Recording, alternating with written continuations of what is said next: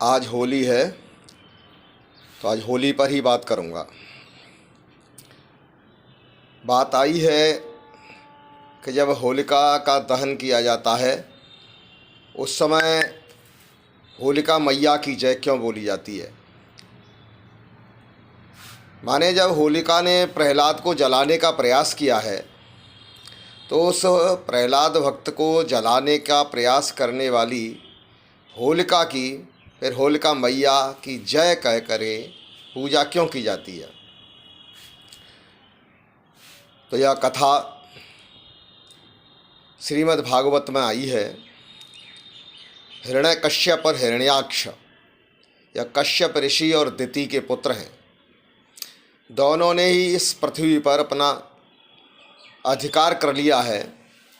मनु महाराज को चिंता जब हुई कि मेरी जो संतति होगी वह रहेगी कहाँ, तब भगवान नारायण ने वराह का रूप धारण करके हिरण्याक्ष का वध किया है और हिरण्याक्ष के अधिकार में जो पृथ्वी थी उसे मनु महाराज के अधिकार में दिया है।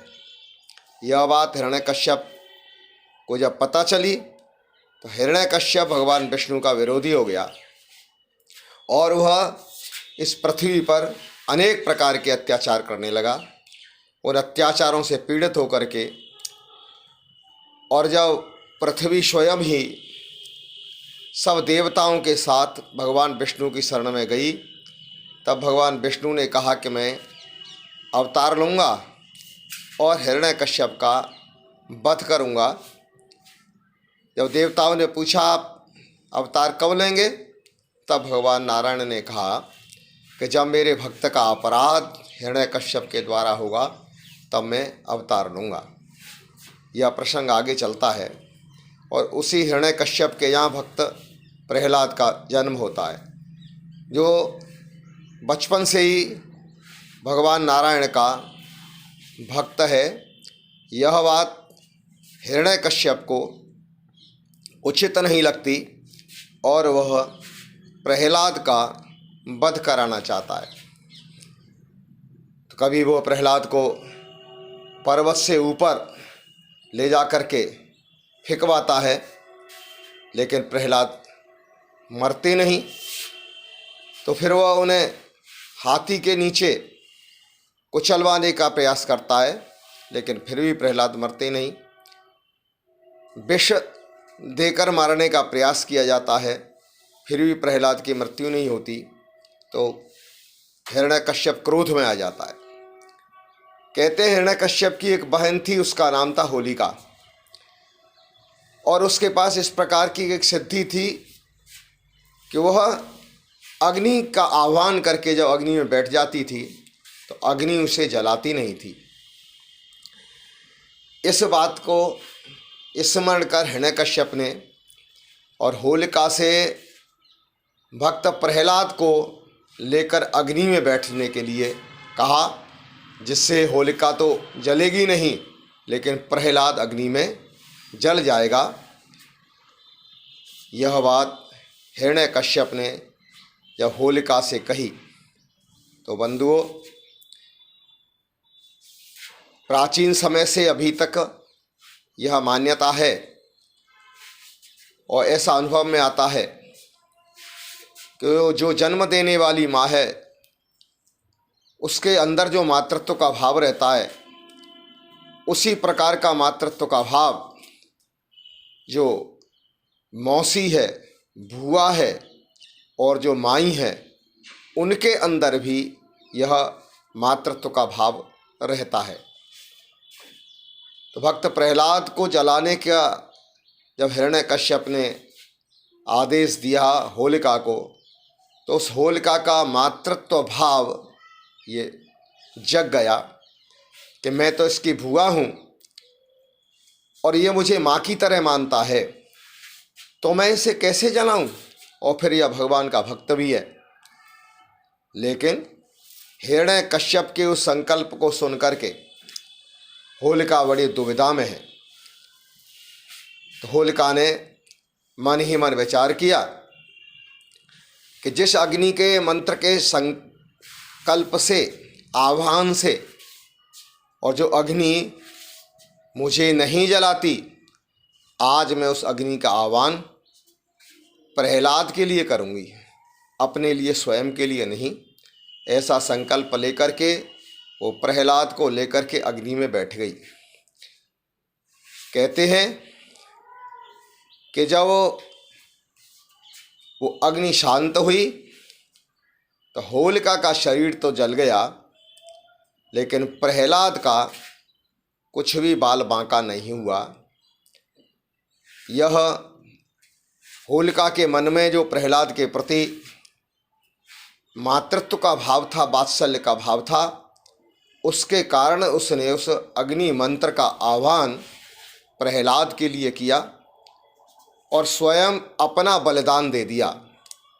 इसे देख कर के जो लोग वहाँ उपस्थित थे, उन्होंने उस होलिका को माता कह कर के संबोधित किया और वहाँ होलिका मैया के जयकारे लगाए। कहते हैं तभी से इस होलिका मैया की जयकारे के साथ में होलिका दहन की परंपरा प्रारंभ हुई है। बंधुओं, यह बात होलिका मनाते मनाते तो बहुत समय हो गया,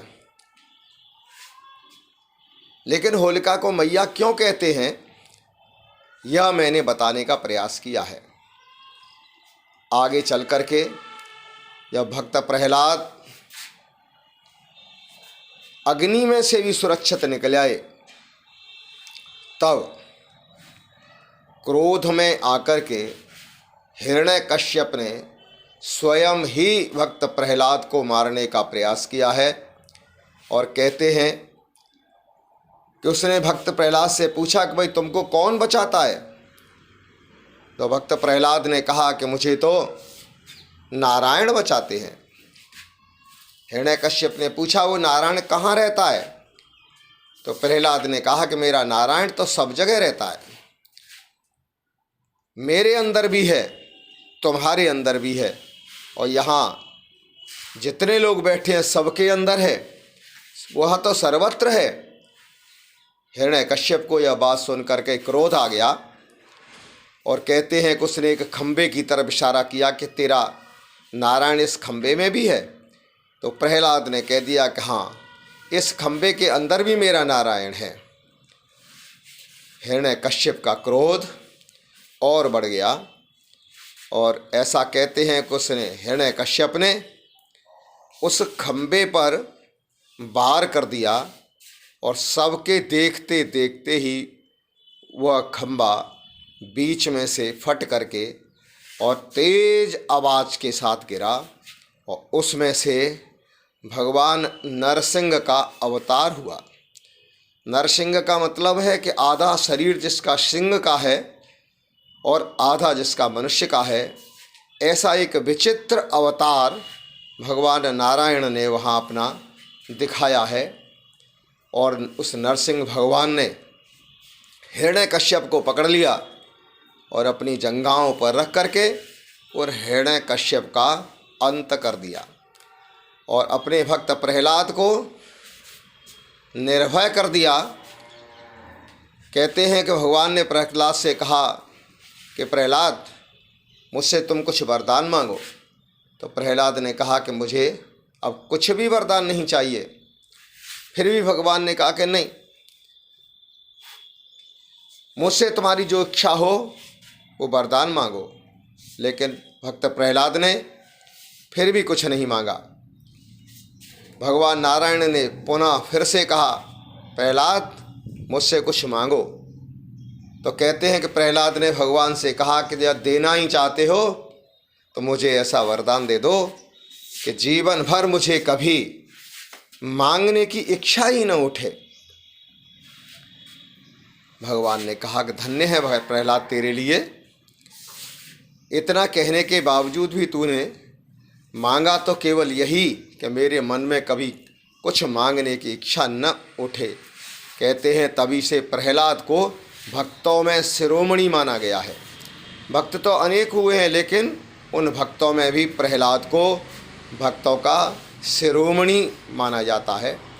तो होलिका वाले दिन ही भगवान नरसिंह का अवतार हुआ और भक्त प्रहलाद की जय जयकार हुई। होलिका ने स्वयं अपना बलिदान दिया और भक्त प्रहलाद को बचाया। इन घटनाओं के कारण से होलिका के दहन के समय पर होलिका मैया की जय बोली जाती है, भक्त प्रहलाद की जय बोली जाती है, भगवान नारायण की जय बोली जाती है, नरसिंह भगवान की जय बोली जाती है। बोलिए होलिका मैया की जय। मैंने आप सबकी जानकारी के लिए इस वीडियो को बनाया है। आशा है आपको पसंद आएगा और आप इसे सब्सक्राइब करेंगे, जिससे आगे भी मेरे विचार आप तक पहुंच सकें। धन्यवाद।